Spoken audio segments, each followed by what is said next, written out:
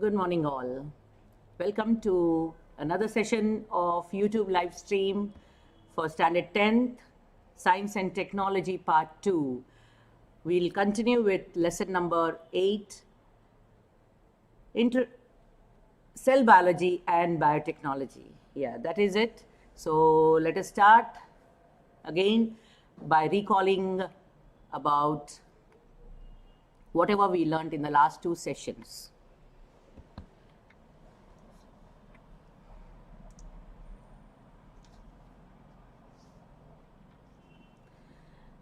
Right, so let us start with the Cell Biology and Biotechnology chapter. I hope you must have gone through the other two sessions, videos. Still, let us just recall whatever we learned in the last two sessions.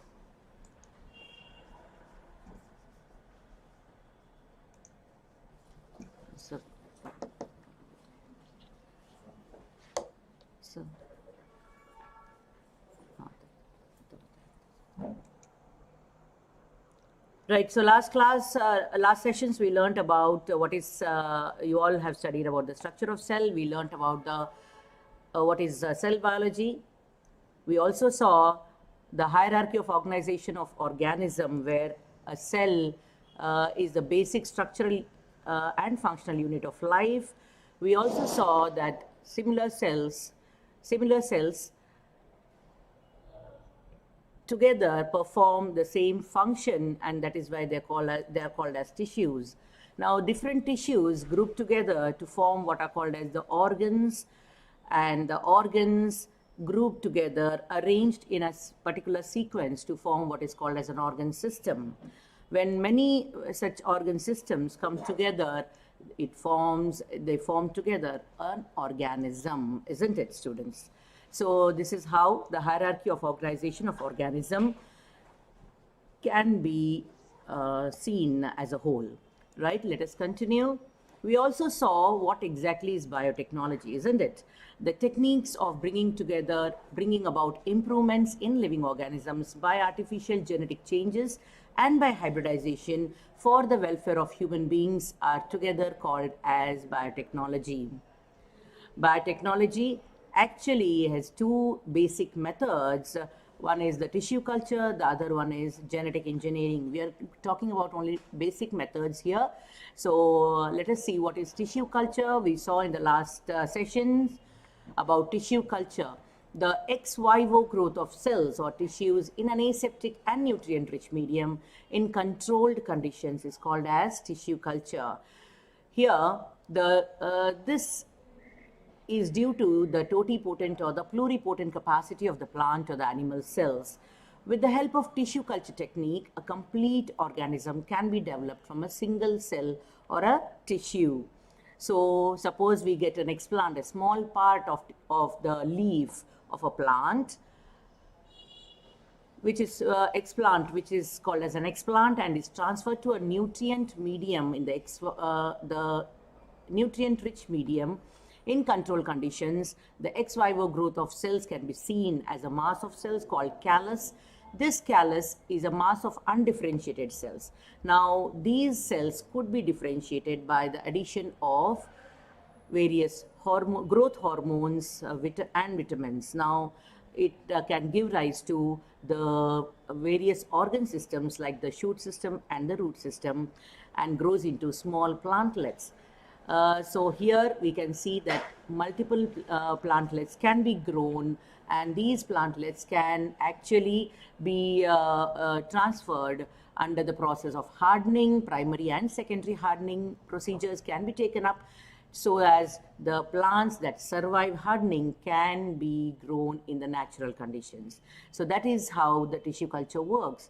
Whereas the pluripotency of the stem cells is being explored under their research, when after cloning it has become a revolutionary event, right? So this stem cells technique has brought about fundamental changes even in the field of medical sciences. Now let us see what are the different types of stem cells. We saw this in the last session already. There are two types of stem cells. One is the embryonic stem cells and the other one is the adult stem cells. Now, when we talk about stem cells, the uses of stem cells is actually at par. It is really revolutionary because they can undergo what is called as, of course, through tissue culture and organogenesis process, the organs could be produced, okay, through a small group of cells or tissues. So these stems, which can be generally that are located at various parts like the adipose connective tissue, the bone marrow cells. So these stem cells can be utilized to make make different types of tissues by the process of differentiation in the nutrient growth medium, in control conditions, of course, and through organogenesis can be developed into different organs, and these organs can be used in regenerative therapies in medical field, and people can get benefited by this technique, right? So uses of stem cells in various medical fields, in regenerative therapies and organ transplantation is really at par nowadays. So we also saw about genetic engineering. Now, genetic engineering is another technique where nowadays the hybrid varieties of plants with desired characters could be produced. Now, what exactly is done in genetic engineering?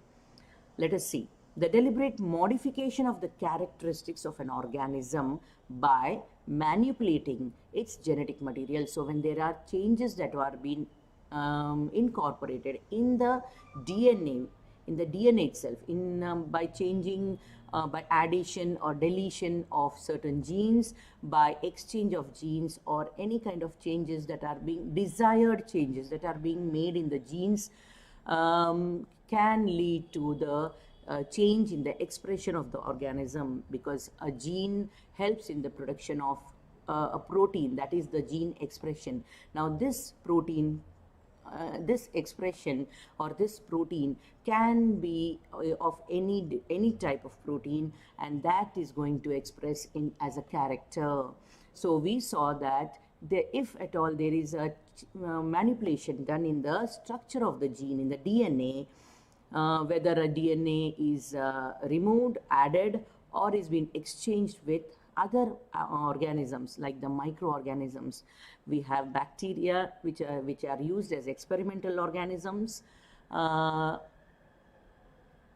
these even viruses that are being used, but bacteria generally, experimental bacteria like Agrobacterium, E. coli, all these bacteria can be used for manipulation of genes, where the genes, a small part of the genes can be removed and a new gene can be transferred, okay, into the organism, which can express the desired character.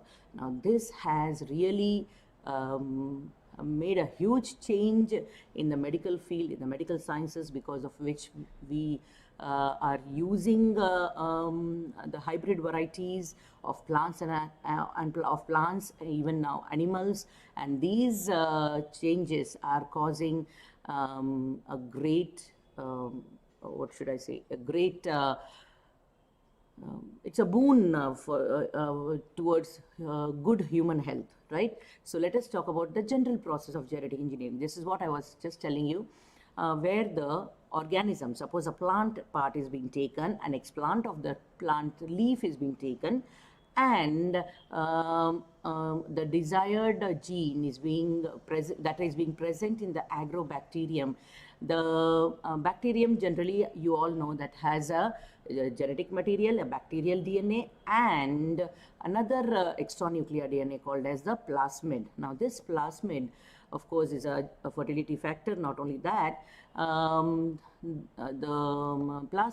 plasmid could be used by human for expression of desired characters. When the desired character gene is being incorporated in the plasmid, the bacterium starts expressing the gene and produces the desired proteins, and that is how when these bacteria, experimental bacteria, are being allowed to inoculate, it infects the tissues that are the explant tissues, and will generate undifferentiated tissues of callus along with the genes, right? So here the genes are being, now the cells are said to be transgenic. Now this cells which are undifferentiated starts differentiating in the controlled conditions in the lab, and they start differentiating into the shoot system and the root system, which contain the transgenic genetic material in every cell. Now these transgenic plantlets will be taken up for the hardening process and can of course be utilized as a transgenic plant, which we generally call as genetically modified plants. Mainly crop plants are being taken up for this process, and many hybrid varieties, seed varieties, fruit varieties are being produced. So in the last session we also saw the commercial applications of biotechnology. Now we saw about how biotechnology is useful in crops, in developing new crop varieties. Under crop biotechnology, we also saw how the animals are being artificially inseminated, and desired offsprings can be obtained through animal husbandry, where biotechnology is very useful there. Not only that, we also saw how biotechnology has helped human health to a greater extent, like in the production of vaccines, not only vaccine and vaccination, but also in the production of various hormones for the treatment of various diseases like diabetes. Not only that, we also saw the development of various vaccines by the process of biotechnology, and production of different antiviral proteins like the interferons, right? So all these things we saw in the last class under human health. Not only that, we also saw that biotechnology can be utilized in gene therapies, right, to treat certain genetic disorders, and we are of course successful in it. We have also taken up new field which is cloning. That is also a biotechnological technique, and except for human cloning, we could develop different organs of human which could be transplanted under organ transplantation through stem cells, of course, and of course through other ways like IVF techniques. We can help out not only cloning, therapeutic cloning also wherever necessary. Now under gene therapy, therapeutic cloning also helps out to reduce the genetic disorders or treat a few genetic disorders. Maybe in future we could do better. We also saw how the biotechnology is being useful to produce industrial products also, like alcohol, vinegar, organic acids and all. So these products are being nowadays used as as different products are available in the market nowadays. So not only that, biotechnology has been also very useful in environmental take care. That is, it under the process of bioremediation and phytoremediation, plants as well as microorganisms are used to reduce pollutants in the environment. Not only that, any kind of pollutants in the water or in the soil could be removed through bioremediation or phytoremediation. We have seen various plants and few microorganisms that can help us out in this process to clean up the environment. So not only that, we also saw how biotechnology has helped us in food biotechnology, where microorganisms are being utilized to produce the various dairy products like yogurt, and cheese, yogurt, butter, all these things. We have seen how they are being produced through biotechnological process, and various other products like wine, beer, vinegar. All these products are also the products of biotechnological techniques, right? So food biotechnology is also nowadays extensively being utilized, and we all are enjoying the fruits of it. Not only that, we also saw that biotechnology can be also useful in crime, in detecting the criminals under crime, under DNA fingerprinting, to find out a person who might be a criminal, or even a person who is a father of any child which has to be found out. Now here the DNA plays a very important role, and the sequence, the DNA sequence, and this is because of the DNA sequence of every person, which is unique, like our fingerprints. So all these applications are the commercial applications of biotechnology that we saw in the last session.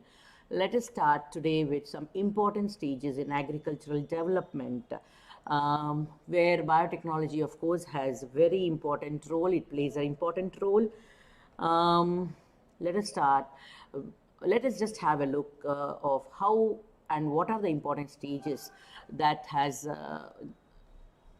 where biotechnology has actually developed various stages in agricultural development. And let us see the important stages. First is the green revolution. Second, the white revolution. Further, it is blue revolution. So biotechnology, of course, has caused revolution in various fields. So we are going to see about it. Not only that, under fertilizers, production of fertilizers and how it is being done. Insecticides, bioinsecticides we are going to see. And then we are going to talk about organic farming. Okay, along with that, there are the rearing of bees, that is apiculture, where biotechnology is useful, of course. Cultivation of medicinal plants. Now this, of course, comes under the therapeutic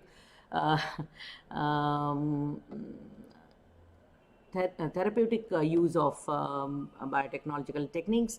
Another thing is fruit processing. Fruit processing is one of the, I would say, traditional basic techniques where biotechnology had already started paving its way towards development. So let us see what are those important stages in agricultural development. Now let us start with green revolution. Now at the beginning of 20th century, okay, problems of population explosion had arose. Now that was when the population growth of humans had attained the maximum level, right? That was at the beginning of the 20th century. And because of this population explosion in the developing and the underdeveloped countries, people were suffering from problems of food, availability of food, right? And it had badly affected the effects of poor quality and less quantity of food. And because of this, people were they were under actually famine conditions where food was not available for them. Um, so various methods were applied for harvesting maximum yield from actually minimum land area. Now these methods together collectively are called is together called as the green revolution. So when various biotechnological techniques or methods were being utilized, were applied for in agricultural methods, in agricultural fields, for maximum yield, and were harvested that were harvested from very minimum land area. How was this being done? Now this was being done, and that is being done. It has been proven true for the people who were working for it, and of course it had led to green revolution. Let us see, there were two pioneers of this green revolution. One, Dr. M.S. Swaminathan, and the other, Dr. Norman Borlaug. Actually, Dr. M.S. Swaminathan from India was working with varieties of rice, and Dr. Norman Borlaug was working on varieties of wheat. They have largely contributed towards the green revolution in the 20th century, which is of course has paved different ways to grow different hybrid varieties of wheat as well as rice. Not only wheat and rice, it has also led us to develop different varieties of other crops also. Now let us talk about how the various methods have changed the scenario in the 20th century. Improvised dwarf varieties of wheat and rice, the proper use of fertilizers and pesticides, and of course the irrigation methods, that is management of water, led to the increased number of production of food grains. So because the harvest increased, the supply was being given to the public. People started getting and consuming food as they could, and they could survive that particular period of famine. Now, there were various research institutes that are actually engaged in the development of new varieties of crops nowadays through various different ways of research. They are actually Indian Agricultural Research Institute at New Delhi, National Citrus Research Institute at Nagpur. Of course, you all know Nagpur is famous for oranges, the citrus fruit, and this particular research institute, the National Citrus Research Institute Nagpur, is still developing different varieties of the citrus fruits. Indian Institute of Sciences and National Pomegranate Research Institute in Sholapur, and of course where pomegranates, different varieties of pomegranates are being developed, and they are also into different other methods, other crops where they are trying to grow new varieties. And of course IARI, that is Indian Agricultural Research Institute, New Delhi, being a prominent research institute where different varieties of crops are being undergone research, and methods of improvising varieties of crop plants, hybrid crop plants is being done continuously, and of course we all are benefited because of it. Next, there is a question: which new variety of rice has been developed in India? Of course, there are actually 3 new varieties of rice which has been developed in India recently, very recently. I should say in 2020-21. Now, the new varieties of rice are Bhupesh, Rajdeep and Dhruva in the state of West Bengal. They are being developed. Now, West Bengal is the largest producer of rice in India now, whereas the other recent varieties are CR Dhan. Actually, it is CR Dhan 205, 306, and CRR 451, which is developed in recently in the 2021 by ICAR, Indian Council of Agricultural Research. Now, of course, ICAR is involved in developing and research of various varieties of rice. And of course, we all are enjoying the different varieties of rice nowadays, which are developed through the process of biotechnology. Right, so let us move forward to the white revolution. What is white revolution? White revolution is actually related to milk and milk products, the revolution of milk and milk products, right? So it is the dairy industry that is being involved under white revolution. Various parts of India, actually, you all know that India were rich in milk and milk products, but actually it was insufficient to meet the needs of the far-flung regions, needs of the people in different regions of India itself. Not only India, of course, far from India also, outside India. Now, it was Dr. Varghese Kurian who put the cooperative dairy movement of Anand, Gujarat, and converted into the world famous mainstream dairy business called as Amul, under the brand name Amul India.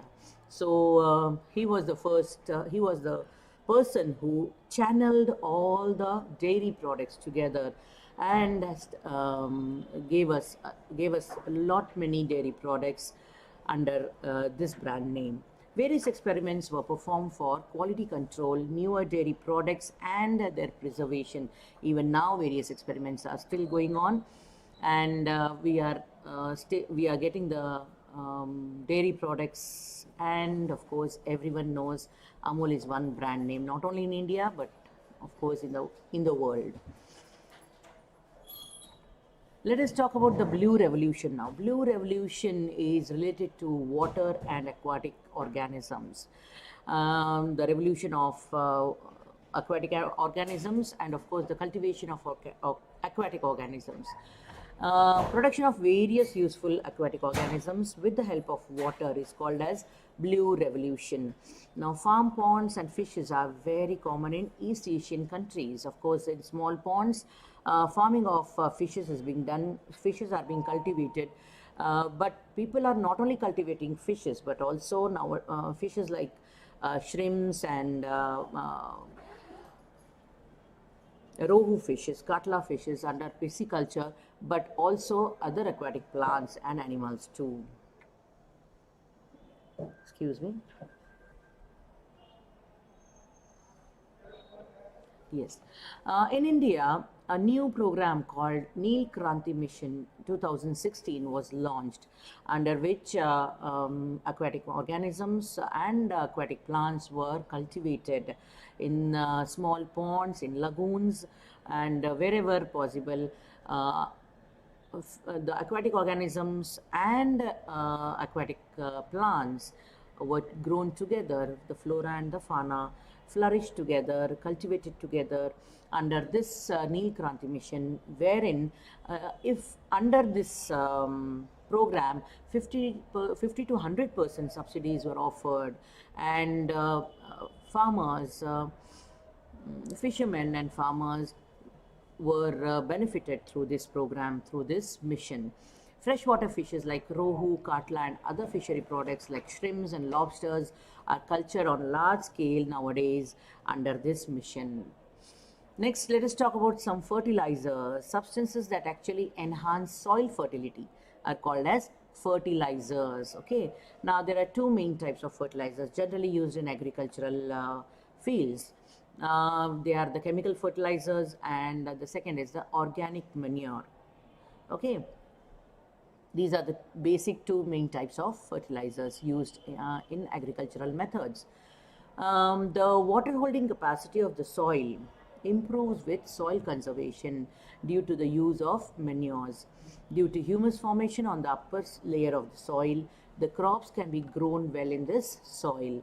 Now, various essential elements which are present in the soil, like nitrogen, phosphorus, potassium, can be made available to the crops due to earthworms and fungi. Now, when essential elements are made available by the by such organisms like the earthworms, the fungi, then mm, then the use of chemical fertilizers can be reduced, because chemical fertilizers, even though they are used, may cause may cause salinity, or what should I say, infertility or sterile soil. That is not good for the growth of crops. So instead, we can go in for organic manure and make the soil fertile and keep it fertile for many generations of crops to be grown. In soil nowadays, soilless farming, that is hydroponics, is being practiced, where liquid chemical fertilizers are used. Chemical fertilizers may prove to be harmful to the soil, as they decrease the fertility of the soil, and that is why organic manure is being preferred by farmers nowadays.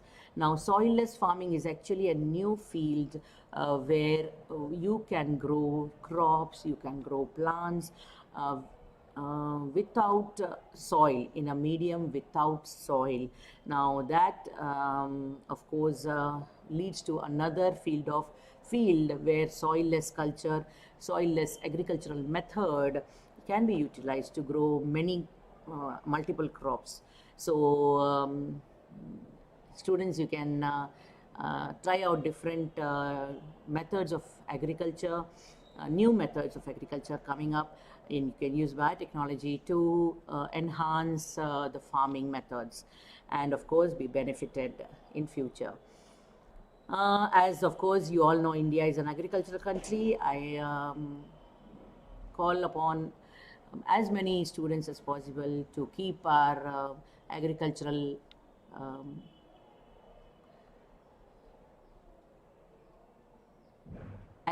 rich country as it is, and keep enhancing its name, and keep growing new methods of agriculture, new techniques in agriculture. Right, so let us move forward to insecticides. Though the natural immunity of plants can prevent many infections, many disease-causing bacteria and viruses, but and of course insecticides are being utilized to control them, but the use of insecticides is not in control, because the insecticides not only kill the insects, but also has harmful effects on the crop also. Natural friends of farmers, like the earthworms, the frogs, the insectivorous birds,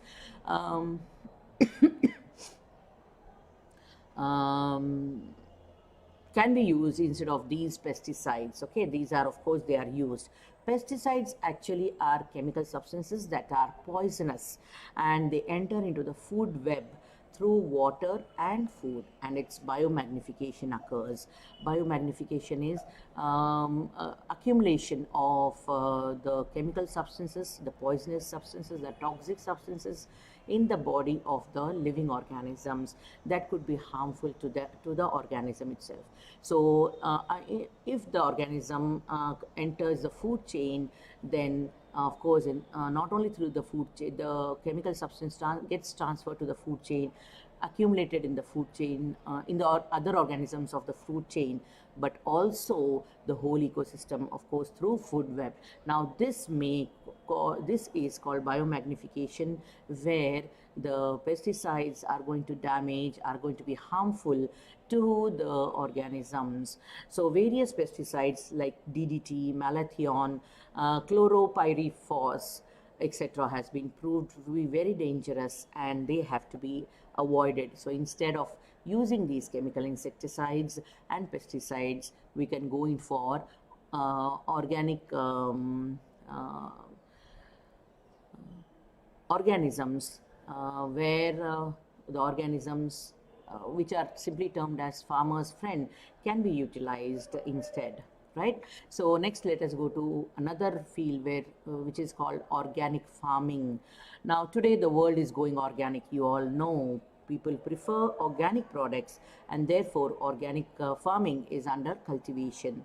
Chemical fertilizers and pesticides that are generally used in farming are poisonous to the living organisms, right? So not only the pesticides, the insecticides, the chemical fertilizers, all these are the toxic chemicals which can be poisonous to living organisms, and their harmful and hazardous effects has become apparent nowadays, right? So we have to um, get into such methods where the poisonous chemical substances do not affect the life. So problems like soil pollution, soil fertility, pest infestation, all these have increased because of their usage of pesticides, chemical fertilizers and insecticides, along with weedicides also. So farmers are taking up organic farming, where there are different types of organic farming. One is the bio-farming, the nature farming, the eco-farming, and the biodynamic farming. If you enter into organic farming field, you really will love seeing all these different types of organic farming. All are the basic methods of where basic techniques of biotechnology are used in organic farming. So to overcome these problems, farmers are actually opting for organic farming, and organic farming includes complete ban on chemical fertilizers and pesticides, insecticides, as well as weedicides. It further allows the use of local sturdy varieties and thereby maintenance of natural balance. Let us just see how and where organic farming may relate to. Actually, organic farming includes vermicompost, green leaf manures, crop rotation, rotation of crops season wise, or even the lifespan wise, once the one crop is grown at a particular season, followed by another crop, and of course it is rotated with the first crop, and further the same method is being utilized. So that is crop rotation here. Not only that, biological management of the land areas is being done very, very keenly. It is being studied and of course observed. Now animal husbandry also is included under this, biofertilizers and organic manures. All these are included under organic farming. Let us see what are the benefits of organic farming. Increase long-term fertility of the soil. It helps in maintaining environmental health by reducing the level of pollution. That is very important. It reduces human and animal health hazards by reducing the level of residues in the product. It helps in keeping agriculture production at a higher level and makes it sustainable. It reduces the cost of agricultural production and also improves the soil health. Now, it also ensures optimum utilization of natural resources for short-term benefit, and actually helps in conserving them for future generation also. It not only saves energy for both animal and machine, but also reduces risk of crop failure. That and many more benefits of organic farming are there. Let us move to the next important stage. One is apiculture. Rearing of honeybees is simply known as apiculture. Of course, you must have seen beehives, where bees actually store honey in the hive along with their embryos, along with their next generation that is growing inside the hive. Now, the worst method of harvesting the honey from beehive is actually driving away the honeybees by smoking the hive with burning torch, and then cutting the hive into pieces. Now this traditional method actually is one of the worst method, where not only bee stings has to be has to be bared by a person. Not only that, the death of bees, this method causes the destruction of the hive as well as the death of many bees, along with bee stings that has to be borne by the honey collector. However, it is easy to collect the honey without destroying the bees and the beehive if we use artificial bee boxes under apiculture. Now, this can be done in this has been done in various regions nowadays under apiculture research at the research centers.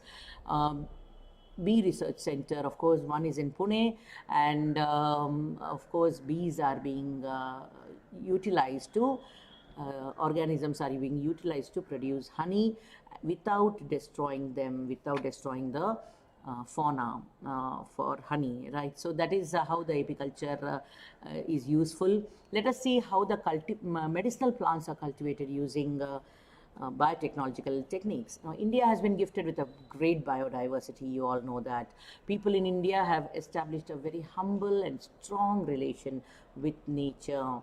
Ayurveda, you must have heard about the science of life, which has originated in India, and it is said to cure diseases with the help of natural sources, which we call them, which are nothing but the medicinal plants. Right, so in ancient times, medicinal plants were collected from deep forests.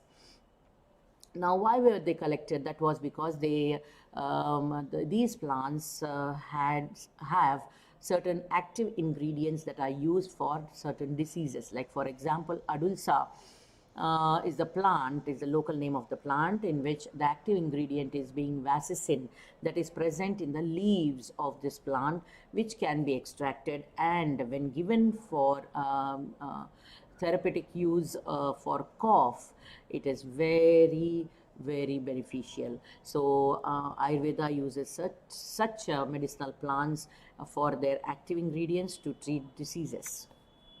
Now, later, due to depletion in the forest areas, medicinal plants are nowadays becoming very rare.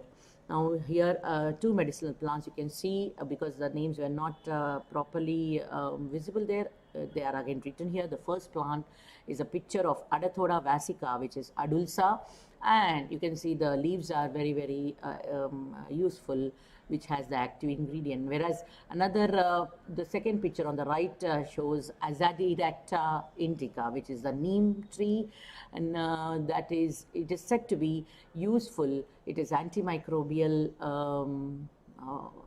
plant. Every part of neem is said to be medicinal. So these medicinal plants, because they are becoming rare, they are now being multiplied, grown, cultivated by using the tissue culture techniques, most probably. Okay, so hence medicinal plants are being cultivated using tissue culture techniques under biotechnological methods. Let us see, this is one of the last but not the least. Okay, so method that we are going to see here, under fruit processing. We are using various products prepared from fruits. Products like chocolates, jams, jellies, you all love to eat, right? So all these products can be produced by food processing on fruits. Fruits are generally said to be perishable agro products. Okay, you can see the pulp being produced from the fruits. These fruits needs processing in such a way that it can be used throughout the year. They have to be preserved well. Okay, so to preserve, they have to be processed.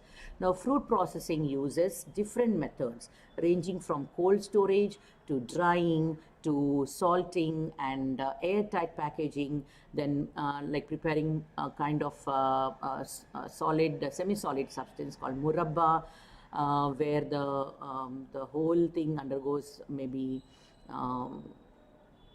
evaporation as well as thickening takes place. Loss of water from the pulp, from the processed fruit pulp is being done under food processing. Now, these ways are actually one of the traditional ways of biotechnological techniques used to process fruits and their pulps. Okay, so that is all about these agricultural important stages in agricultural development where biotechnology is being used. So let us just have a look. By this, we finished the third session actually. By summarizing, let me summarize the whole chapter for you. The four different points that we learned under four different subunits. First, we started with cell biology or cytology, where we saw every cell has got a totipotent or a pluripotent capacity to develop into a whole organism. We also saw stem cells under that. We learned about where the stem cells are located and what are the different uses of stem cells in man. Later, we also learned about biotechnology and its commercial applications in various fields, mainly in the medical field, right? And today we have learned about the important stages in the development of agriculture. So may I just tell you which are the important stages in development of agriculture? We saw the green revolution, the white revolution, the blue revolution, along with certain biofertilizers. We saw insecticides, organic farming, and apiculture. Of course, cultivation of medicinal plants and fruit processing. These were, we studied, of course, these important stages in development of agriculture today. So that is all, students. Thank you very much for joining the session. We will stop streaming for today, and that's the end of this chapter. Thank you, all of you. Have a good day. Have a good life.